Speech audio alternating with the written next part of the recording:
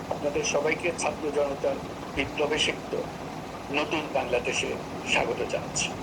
গভীর শ্রদ্ধা জানাচ্ছি জুলাই আগস্ট মাসে ফেসিবাদের বিরুদ্ধে ছাত্র জনতার অভ্যুত্থানে নিহত সকলের প্রতি। তাদের আত্মার মাগফিরাত কামনা করছি। তাদের আত্মত্যাগের বিনিময়ে নতুন বাংলাদেশ গড়ার শপথ নিয়ে আমি আপনাদের কাছে কিছু কথা বলতে চাই। শরণার্থীকালের ভয়াবহ বন্যায় যারা মৃত্যুবরণ করেছেন, যারা অসুস্থ হয়ে পড়েছেন বা যারা সর্বস্ব হারিয়েছেন, যারা দুঃসহ জীবন যাপন করছেন, তাদের স্মরণে রেখে আজকের কথাগুলো বলছি। বন্যা দুর্গতদের জীবন দ্রুত স্বাভাবিক করার জন্য যাবতীয় উদ্যোগ সরকারি বেসরকারি পর্যায়ে নেওয়ার আয়োজন করেছি।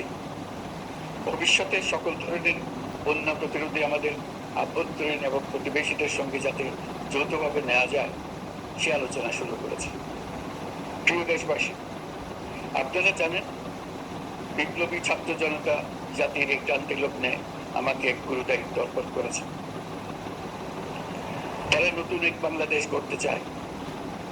নতুন প্রজন্মের এই গভীর আকাঙ্ক্ষাকে বাস্তবে রূপ দেওয়ার সংগ্রামে আমি একজন সহযোদ্ধা হিসেবে তাদের সঙ্গে যোগ দিয়েছি। দেশের সকল বয়সে, সকল পেশা, সকল মতের, সকল ধর্মের সবাইকে বিনা দ্বিধায় এই সংগ্রামে যোগ দেওয়ার আহ্বান জানাচ্ছি।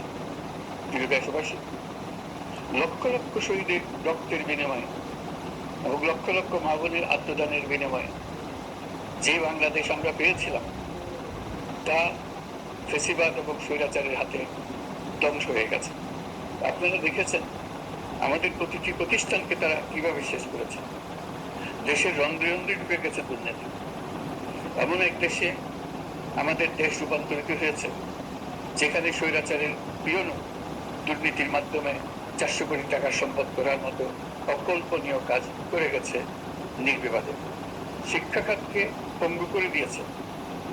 ব্যাংকিং ও শেয়ার বাজার খাতে লুটপাট, প্রকল্প ব্যয়ে বিশ্ব রেকর্ড, অবাধ সম্পদ পাচার, আইন শৃঙ্খলা রক্ষাকারী সংস্থাকে নিজ দলের পুতুলে রূপান্তর, বাক স্বাধীনতা হরণ, মানবাধিকার হরণ, এসবই হিমশৈলের অগ্রবাদ মাত্র। ক্ষমতা কুক্ষিগত করতে ফ্যাসিবাদী সরকার খর্ব করেছে জনগণের সাংবিধানিক ক্ষমতা ও অধিকার। দুঃশাসন, দুর্নীতি, অন্যায়, অবিচার, নিপীড়ন, বিচারের নামে প্রহসনের মাধ্যমে জনসুরক্ষা বিপন্ন করেছে। জনগণকে নির্যাতন, বঞ্চনা ও বৈষম্যের মুখোমুখি দাঁড় করিয়ে দিয়েছে। নতুন প্রজন্মের মানুষ সহ কোটি কোটি মানুষের ভোটাধিকারকে বছরের পর বছর হরণ করেছে। মানুষের এগিয়ে যাওয়ার পথে সকল ধরনের প্রতিবন্ধকতা তৈরি করে স্বৈরাচার